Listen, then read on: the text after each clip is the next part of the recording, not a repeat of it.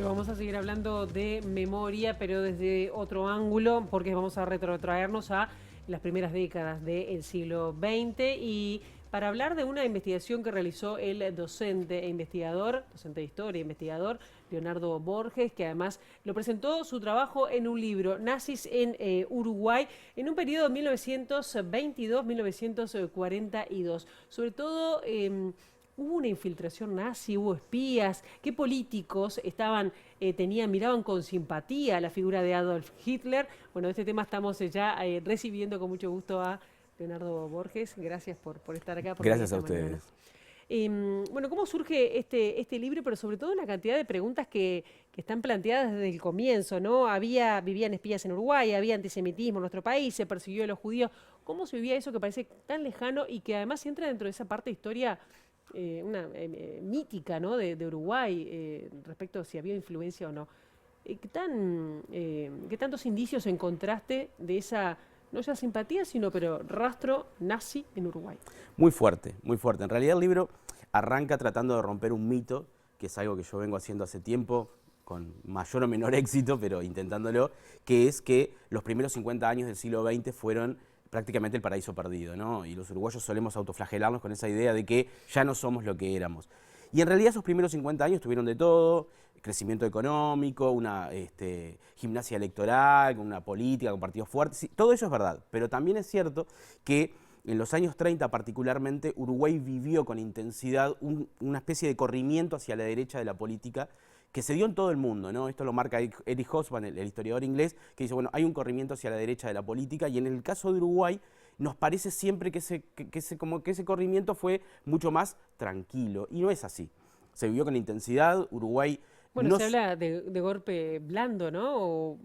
Claro, cuando el hablamos punto de es, la dictadura de Terra. el punto es que el terrismo en Uruguay suele aparecer en la historia oficial como una especie de olvido. Viste que la historia está hecha de memoria y de olvido como nuestra vida, ¿no?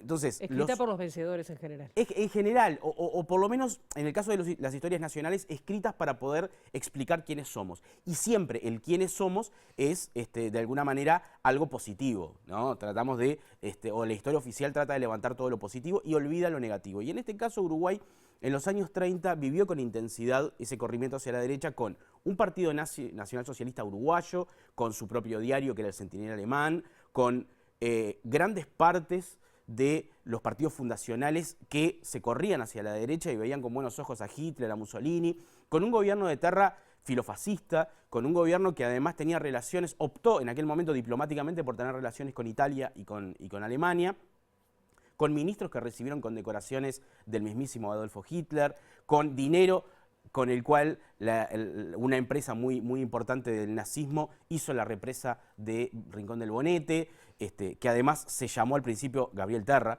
porque no es solamente que del 73 en adelante la dictadura le puso a Gabriel Terra, sino que en su inauguración la piedra fundamental decía represa Gabriel Terra, ¿no? Para ir de alguna manera entendiendo que Uruguay vivió una época en los años 30 bastante distinta a lo que nosotros creemos de lo que fue los primeros 50 años del siglo XX, en el cual estaban involucrados grandes políticos, importantes políticos, que veían con buenos ojos de alguna manera lo que se estaba dando en España, Alemania, Italia, Portugal, por ejemplo, que son los 4 como países que desarrollaron el fascismo. ¿No nos llegaba información o por qué? Bueno, hubo un diputado desaforado. Bueno, mencionás a Herrera también con esa simpatía, además de Terra y sus ministros.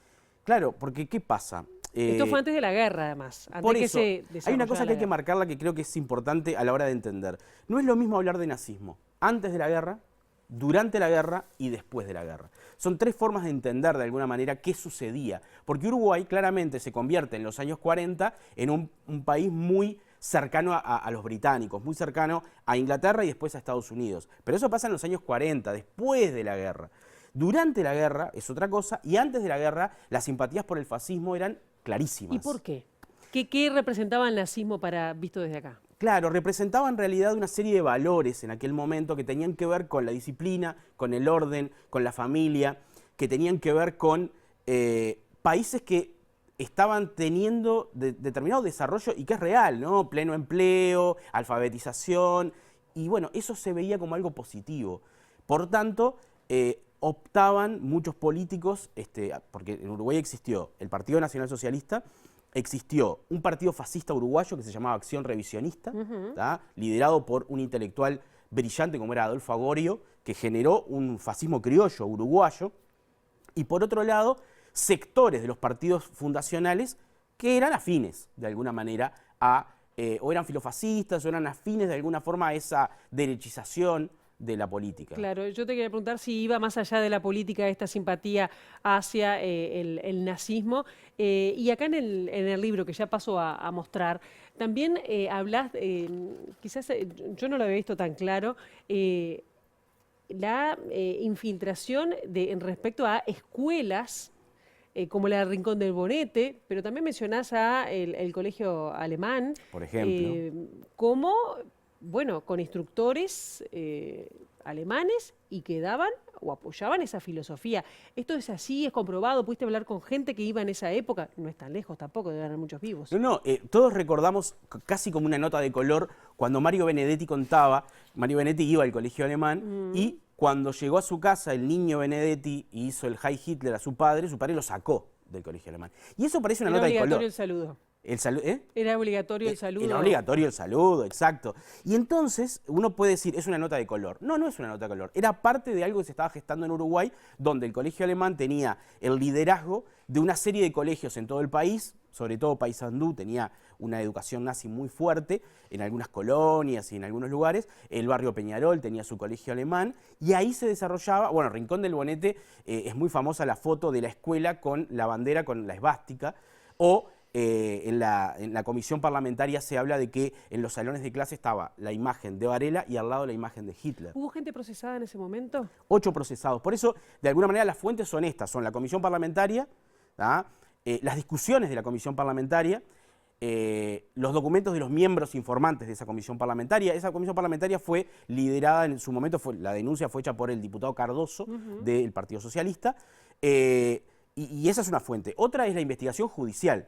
Todo esto termina en una investigación judicial con 8 procesados, 8 alemanes procesados, entre los cuales estaba el que tuvo más años, que era Arnulf, bueno, se me fue el nombre ahora, que tenía un plan para invadir Uruguay. Claro. Y yo te pregunto, ¿cuál era primero la dimensión de qué es lo que pretendía Alemania, no sé, con Uruguay? ¿Y Uruguay era estratégico para Alemania? Porque estando tan lejos, pienso también en el Gran FP, ¿no? Pero ¿era un punto estratégico para Alemania? Bueno, ahí está la discusión. Digamos que cuando aparece el plan ¿no? Porque básicamente la investigación generó allanamientos. En los allanamientos se encuentran una serie de documentos de estos nazis, que formaban parte del Partido Nacional Socialista y de toda la estructura, encuentran este plan, ¿no?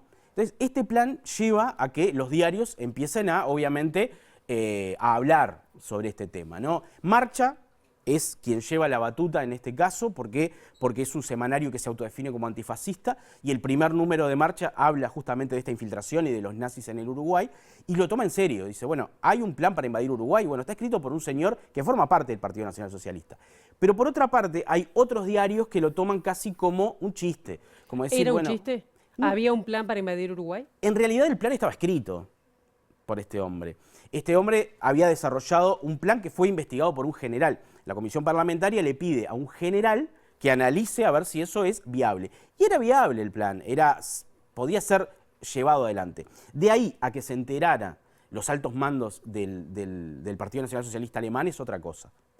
Si bien muchos de estos procesados tenían o se carteaban con algunos personajes importantes dentro de lo que era el alto mando del nazismo, como Himmler, por ejemplo, en realidad no sabemos si había certeza de que existiera un plan desde Alemania.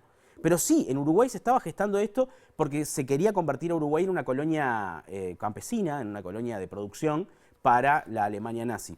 Y cuando vos buscás, porque también está eso, bueno, busquemos si Hitler habló de Latinoamérica en algún momento.